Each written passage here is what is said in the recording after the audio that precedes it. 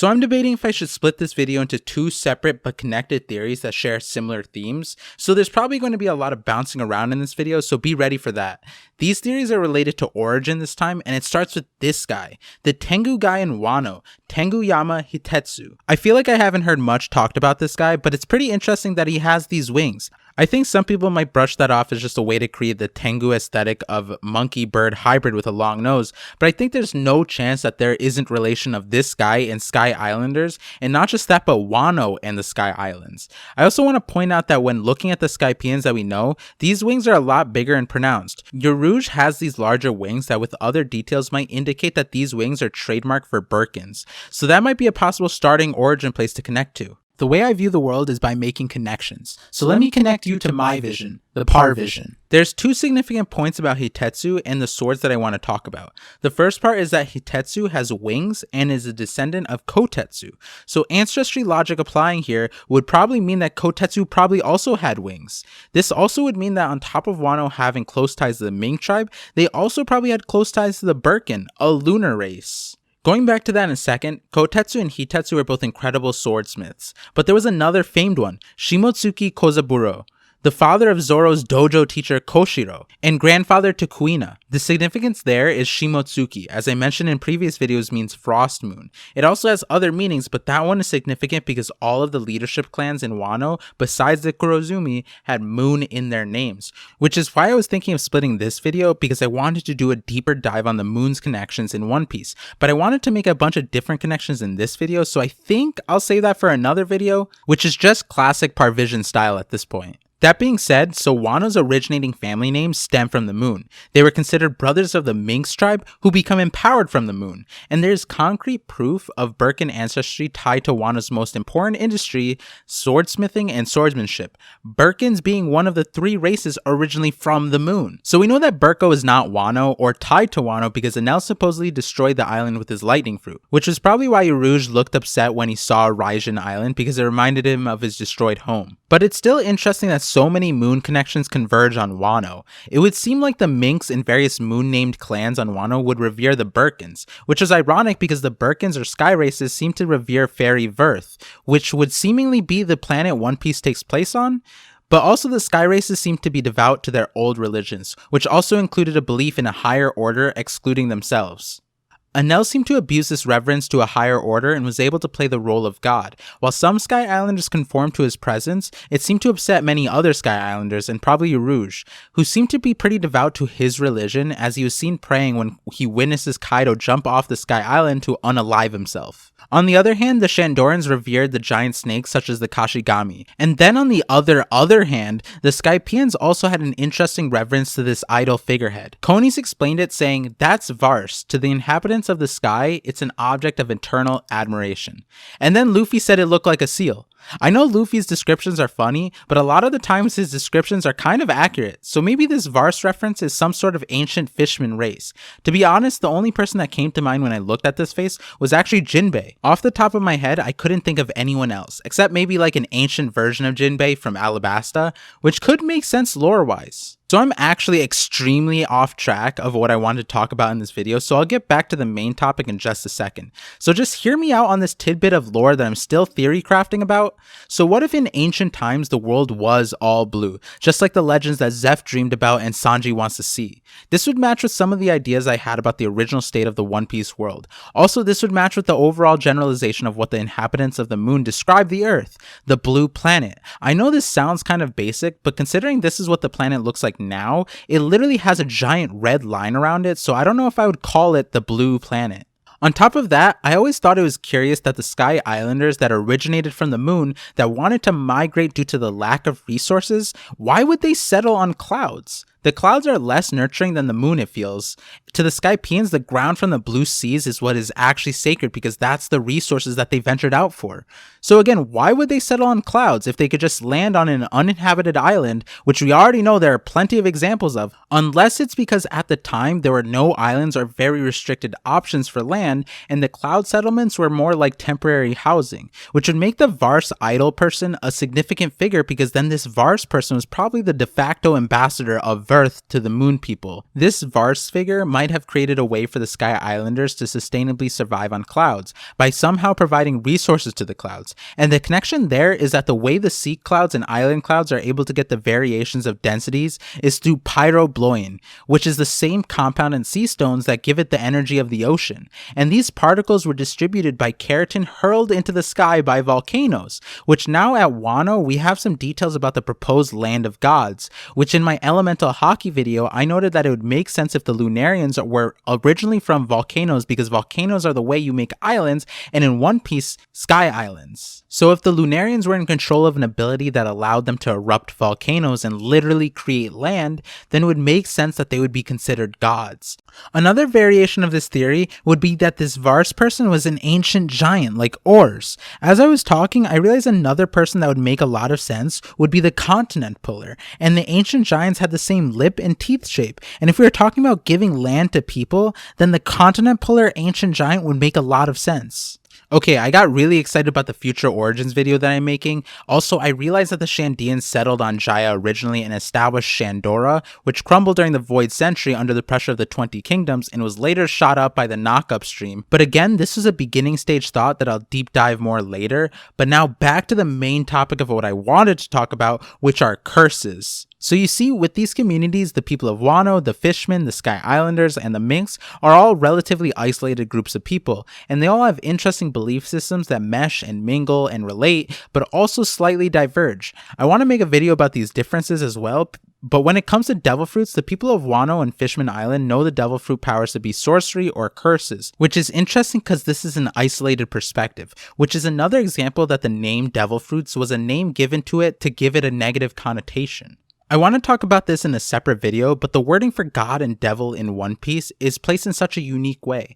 Enel's powers allowed him to be deemed as a god rather than a devil, despite acting more like an evil entity than a god, which again is an interesting juxtaposition of the role of gods and devils in One Piece, almost like we should be more wary of gods in One Piece than the rumored demons and devils. Devil fruits in particular are rumored to be the fruits of the Sea Devil, which may be the Vars character that Skypians worship, and again the term devil was given to him unfairly, as we've seen of many good people in One Piece demonized under the rule of human government. Nolan discovered so many things was called a liar, Dragon sounds like a really good guy and is the world's most dangerous criminal, and Goldie Roger was just a guy who went and talked to rocks and had cancer, but became an evil king of the pirates, and don't get me started on Ohara. But the overall point here is that in isolation, Wano and Fishman both gave nefarious terms for the properties of devil fruits, which for Fishman makes more sense since as Fishman, if you ate a devil fruit, you kind of lose a large part of your natural ability. For Wano, the perspective is interesting since in contrast, the Minks seem to know a lot about devil fruits, despite being isolated as well, though both tribes of people apparently had close relationships in the past. And the Wano perspective is even more interesting because the devil fruits are considered sorcery, but on Wano, they do have objects that are cursed, which are the swords. To the people in Wano, there are certain swords created that are known to carry a curse. Notably, the Kikoku that Law holds is cursed, and so are all three Kitetsu Swords. Focusing on the Kitetsu Swords, as I mentioned in my observation hockey video, the curse is so potent that the swords can give off an aura that can trigger observation hockey. Hitetsu goes as far as continuously warning Luffy and Zoro of the curses. Zoro challenges the curse with his own luck when he first found the Sandai Kitetsu in Logtown. So what do the curses actually mean? In Wano, Hitetsu simply told Luffy that he could not let Luffy take the sword or he would be harmed by the curse, and since Tama was with Luffy, he would harm her as well. In Logtown, we get a more detailed description of which is that swordsman who uses the Kitetsu sword, no matter how famous or strong they are, end up dying. Just noting here, this is an accurate description of an appropriately named curse, similar to how for fishmen, devil fruits are considered curses because they lose their ability to be normal fishmen, and similarly, well, if you die using the swords as a swordsman, then that's kind of the same parallel. It's also interesting because though not cursed, the Enma also has a distinct aura that seems to give it a personality. Previously noting, Oda throughout the SBS has given swords personifications. For example, these again are the personifications of Zoro's swords. So Enma has a personality but is not considered cursed, and a significant difference is that Enma was created by the same person who created Zoro's wado ichimonji, who is Shimotsuki Kozaburo. Unlike the devil fruits, we know who created these swords. These people were able to create items that parallel aspects of a devil fruit in the sense of being cursed or possessed or containing a distinct soul. Kotetsu is presumably of Birkin descent, since Hitetsu has Birkin-like wings, and Shimotsuki Kozaburo, from our current understanding of Wano ancestry, is a normal human being. If Enma has a personality, it's not that much of a stretch to think that the wado ichimonji might also have a personality as well. And that personality given to these items by their great creators is probably due to their intent. The Kitetsu line created by Kotetsu might have been created with extreme negative emotions, which is why its presence ended up being a curse. It makes you wonder what made Kotetsu so negatively passionate, to the point where when Hitetsu tried to imitate the Kitetsu sword, he created the Sandai Kitetsu and it was also cursed, whereas Shimotsuki Kozaburo had to illegally emigrate out of Wano and still created non-cursed swords. So it seems that based on Zoro's interaction with the Sandai Kitetsu, the sword is particularly bloodthirsty, which might allude to the power struggle that ensued in Wano after it became isolated, and had to defend itself against pirating in the Great Pirate Era. I don't think we know what era Kotetsu is from and how long he lived. Hitetsu is currently 81 years old, and honestly acts and seems young. So maybe Kotetsu was a distant ancestor that could be from the Void Century even, and the curses remaining in the Kitetsu sword could be a testament to how violent the era was, especially for Wano. Then we get into the names of the swords. Kitetsu means demon splitter. Who are the demons that Kotetsu wanted to split? Was the Kotetsu sword made with a specific intention or race to destroy?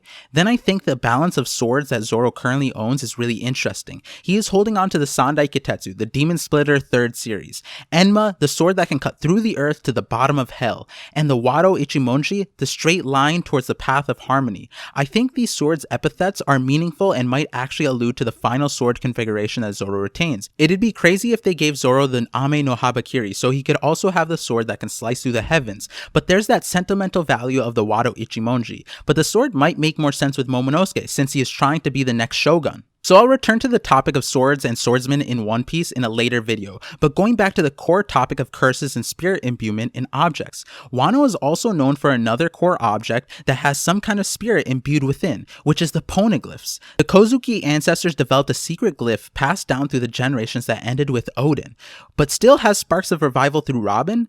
The Kozuki clan was able to imbue history into this indestructible material of unknown source, but also these objects can speak to people who can hear the voice of all things, which is really interesting. So if you watch my observation hockey video, I mentioned telepathic memory sharing probably playing an important role in the future of the Ponoglyphs, and how it's probably another tier of observation hockey. That could result in various forms of information overload. Something I was thinking about was that Roger's crew apparently learned the history of everything. That is a lot of information. Even if Roger, who is the one who could hear the voice of all things, read through all of it and understood it, how was the rest of the crew able to learn it? Rayleigh was specifically noted to not be able to hear the voice of all things. So either whatever they experienced on Laugh Tale imbued the memory into Roger, who then passed it on to the rest of the crew, or there was a mass memory drop that allowed them all to see the history. Another example that makes me think there's some kind of memory sharing extension for observation hockey is Roger was able to tell Whitebeard the history he learned. And again, unless the history is super short or the history of everything could be summed up in a few words, it feels like it should be an extremely lengthy story that's not exactly conversational. The only way it makes sense to me right now is that the memory share ability that would be like the Glare Fruit's ability, or like how Zunisha transferred memories to Momo. So going back to the Ponoglyphs, there was an interesting inscription on the Shandoran ruins written in the same language as the Ponoglyphs that read, "Keep thy motives in heart with closed mouth. We are those who will weave history with the ringing of the great belfry." There are so many parallels here between Wano and Shandora. For one, Wano was once known as the country of gold, but so far I don't remember any significant gold storages. I guess Kaido is hoarding it? But Shandora was known as the city of gold, which was completely covered in gold.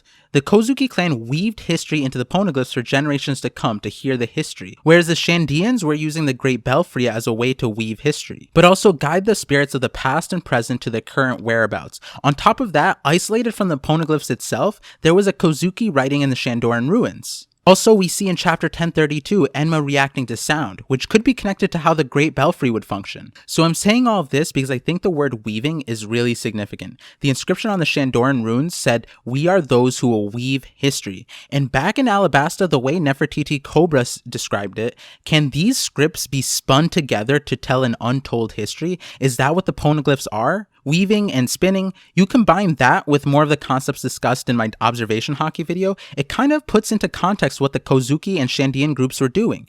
I think it's important to note a distinct difference in how these two groups achieved their goals. In Shandora, sound was really important, whereas with the Kozuki, forging materials was really important. In the Sky Islands and in ancient times, we saw a greater emphasis on observation hockey and voice of all things.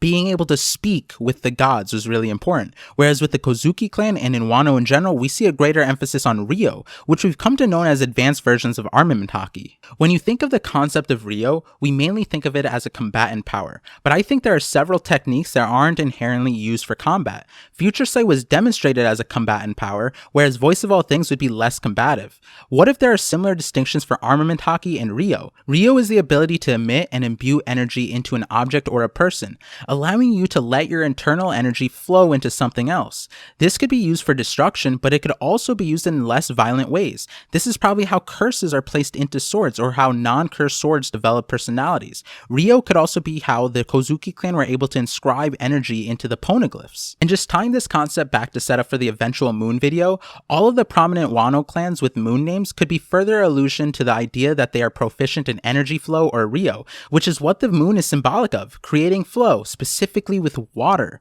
which makes a lot of sense for those who watch my elemental hockey video. I think there might be some kind of relationship between the Kozuki and the Ming tribe and how they interact with the moon. In any case, there are a few more connections I want to talk about. One of them is a tinfoil hat idea that I had that is connected to this idea, but definitely more of a stretch. But first, I want to make some announcements. So I'm definitely trying to make this channel more sustainable so I can make more of these videos. To be honest, this video is just one of many scripts that I had lying in wait. I just need to get the time to make them. If you guys want to support me more than you already have through watching these videos with your ads turned on, I do have my Patreon set up. I also have merchandise now. Check out the Amazon link in the description, and another way you can support me, and I'll explain this one more later on, but if you use iherb.com, use this promo code to get a discount.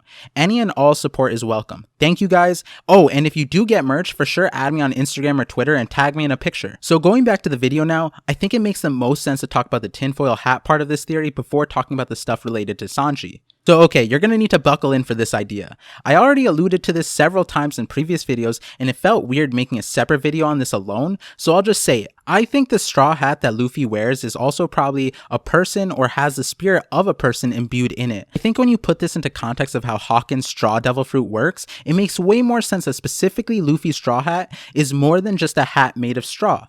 Hawken's straw devil fruit somehow connects people's life and fate together. I think that alone should tell us that the straw hat probably is connected to life in an interesting way. The hat is also canonically indestructible. Only Buggy has been able to damage it, I believe. But also, the way a straw hat is made is by spinning and weaving straw together, much like the way that the Kozuki and Shandians believe that they were weaving history. But the real example of a time I think Luffy's straw hat exposed itself was way at the beginning. Now, I'm not sure I believe this 100%, but you guys already know my sentiment around Dragon and this scene, where Luffy is about to be executed by Buggy and later was captured by Smoker but saved by Dragon. I think based on what we saw, all the hints around Dragon later on, that Dragon's primary power is wind control that is not due to a devil fruit. We may find out that he has a mythical Zoan fruit, but you can watch my previous videos for the reasons why. But specifically in the scene where Luffy gets struck by lightning, if this were caused by Dragon, I think it'd be similar to how Nami controls lightning, and it's by Dragon's understanding of weather that he's probably gained from Weatheria, which was why he probably had Kuma direct Nami to Weatheria. That being said, I think based on the manga panels in anime, it might be more probable that the lightning that struck Luffy and saved him was because of the straw hat. What? Yeah. For one, straw is not conductive, but in this panel and corresponding animation, we see lightning being transmitted between the sword and straw. It's an interesting inclusion because I feel like Buggy swinging a metal lightning rod essentially be all that's needed for a lightning strike to be directed towards him. And sure, if it were Dragon that were guiding the lightning strike, which may be still plausible, but then why include this animation of the straw hat zapping the sword? That wouldn't be necessary if Dragon was the cause of the lightning strike rather than the straw hat. And then on top of that, the next three panels emphasize besides the straw hat falling out of the sky, and it just feels like the real MVP was the straw hat. But again, this is a tinfoil hat theory, mainly because there aren't many concrete points of evidence besides this one, and the fact that other objects are able to contain voices, spirits, and personalities. We've also seen objects that have presumably consumed a devil fruit. Considering how important the straw hat is, I wouldn't be surprised if it's actually a lifeline guiding its wearer towards something.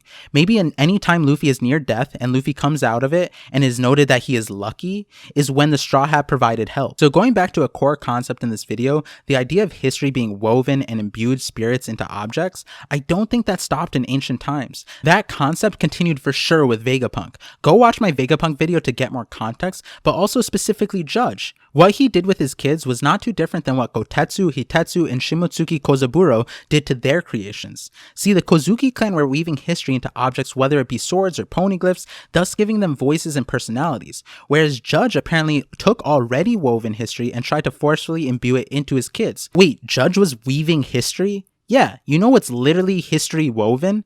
DNA, or in One Piece, lineage factors. Tell me DNA is not history that is woven together, spun together to tie in history of humans past, present, and sometimes even the future. The Kozuki and Shandians were only grazing the surface to weaving history because before them, the gods who created life already set in place a historical record called DNA. Whether One Piece goes that far with this concept is beyond me, but it's not like they haven't discussed this already when Yonji explained Judge's involvement with Vegapunk in the world government. Judge was building humans based off the original research into lineage factors, and as Yonji put it, it was nearly a step into the realm of godhood. In its essence, he found the blueprints of life. Judge continued and focused into the copying aspect and looking how to augment life. So what if we look at the monster trio and see how they might connect back to this concept? Zoro and the other swordsmen wield tools that have history imbued into them, while having mastery of flow and life essence, which allows them to pull out the full potential. Luffy and other devil fruit users are gifted some sort of consolidated pre-woven piece of history, whereas Sanji and the Vinsmokes are probably the only examples of human that were infused themselves with specific woven history. I'll get into this more in the next video about the Vinsmokes. The last thing I want to bring up in this video is going back to Doflamingo actually. There was another aspect of the string fruit that piqued my interest and actually reminded me of the Ponoglyphs and maybe also King. Was I the only one who thought it was weird that Zoro, the swordsman who can cut steel and metal, and in the future diamond maybe, the swordsman who can cut through Pika a literal mountain of stone and meteors also, could not cut Doflamingo's birdcage? Is that something that was ever explained? Like, why was the string that Doflamingo created so durable that Zoro could not cut it? Like Zoro says here, this is all just the powers of one man. The idea that it's unstoppable is absurd to me. It's absurd to me that the strings that Doflamingo had were so versatile in the first place. I just wanted to add this concept here to tie in the woven aspect with the string fruit, but more so connecting the indestructible aspect of the poneglyphs to the indestructible nature of Doffy's birdcage. Anyways, thank you for connecting with me. I'm looking forward to making more connections in the next part vision. No, wait, hold on, I can't leave it here. I recorded and almost finished animating this entire video, and then chapter 1033 dropped. Please read that and watch this. I can't believe the timing of these video theories and what is being discussed in the most current chapters. I'm going to post my reaction to chapter 1033, but this is just wild. I literally can't believe it. I had no idea that Shimotsuki Kozaburo would come and fill in the gaps of my video here, and then also make it make sense.